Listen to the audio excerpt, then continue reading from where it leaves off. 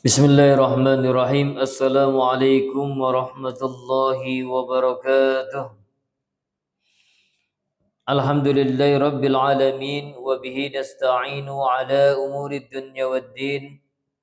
Wassalatu wassalamu ala ashrafil anbiya'i wal mursalin nabiyyina Muhammadin sallallahu alaihi wasallam wa ala alihi wa ashabihi wat tabi'in wa man tabi'ahum bi ihsanin ila yaumiddin.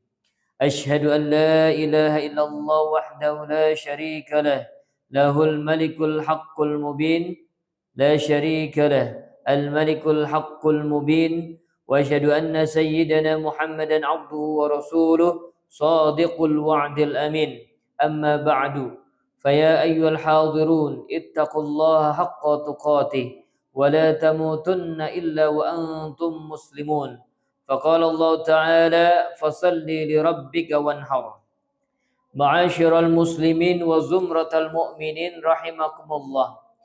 Marilah kita bersyukur kepada Allah Subhanahu wa taala yang telah menganugerahkan kita berbagai macam nikmat sehingga kita dapat kembali melaksanakan salat Jumat pada hari ini. Alhamdulillah. Salawat dan salam marilah kita sampaikan kepada Nabi kita Nabi Muhammad sallallahu alaihi wasallam. Semoga kita senantiasa mampu meneladani beliau dan mendapatkan syafaatnya di hari kiamat nanti. Amin ya rabbal alamin. Tak lupa khatib mengingatkan diri khatib pribadi dan para jamaah sekalian untuk senantiasa meningkatkan ketakwaan kita kepada Allah Subhanahu wa taala dengan cara melaksanakan semua perintahnya dan menjauhi semua larangannya. Fatazawwadu fa inna khairaz zadit taqwa. Ma'asyiral muslimin wa zumratal mu'minin rahimakumullah. InsyaAllah sebentar lagi kita selaku umat Islam akan merayakan hari raya Idul Adha atau Idul Qurban. Allah Subhanahu wa taala berfirman, "Fasalli li rabbika wanhar." Maka dirikanlah salat karena Tuhanmu dan berkurbanlah. Quran surat Al-Kautsar ayat 2. Dua perintah Allah dalam ayat yang singkat ini sangat dalam maknanya. Salat dan kurban. Keduanya adalah simbol pengabdian total seorang hamba kepada Tuhannya. Tapi pernahkah kita bertanya dengan sungguh-sungguh kepada diri kita sendiri, apa sesungguhnya yang Allah inginkan dari kita ketika kita berkurban? Allah Subhanahu wa taala berfirman, A'udzu billahi minasyaitonir rajim. La yanalallaha luhumuha wala dima'uha walakin yanaluhu taqwa minkum. Daging-daging unta dan darahnya itu sekali-kali tidak dapat mencapai keridhaan Allah, tetapi ketakwaan dari kamulah yang dapat mencapainya. Quran surat Al-Hajj ayat 37.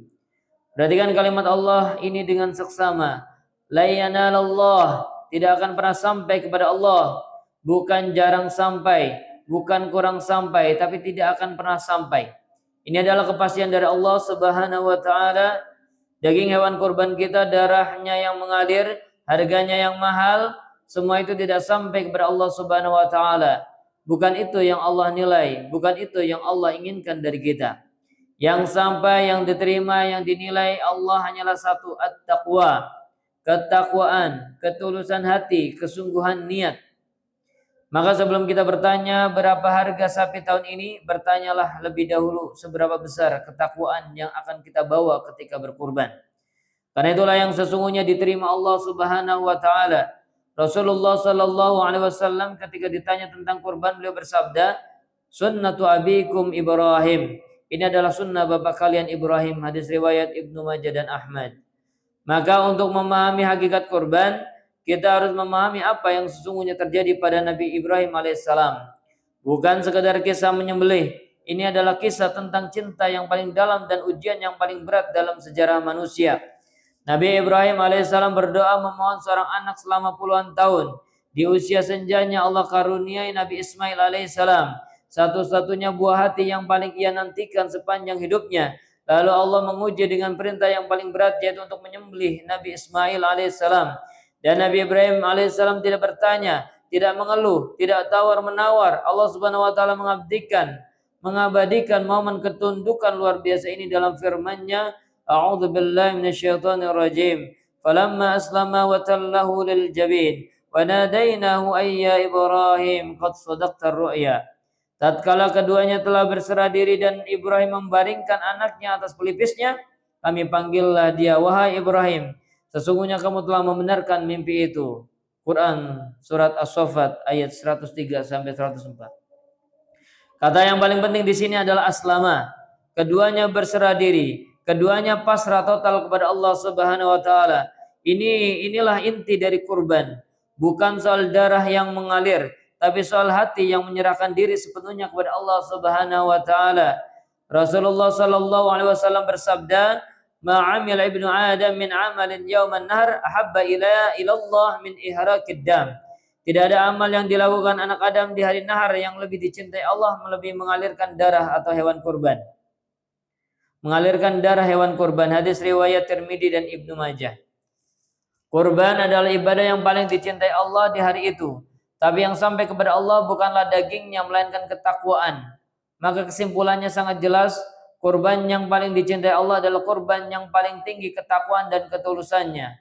Satu kambing dengan hati yang ikhlas dan takwa yang tulus lebih mulia di sisi Allah dari satu sapi dengan hati yang lalai dan niat yang tidak lurus. Ma'asyiral muslimin wa zumratal mu'minin rahimakumullah.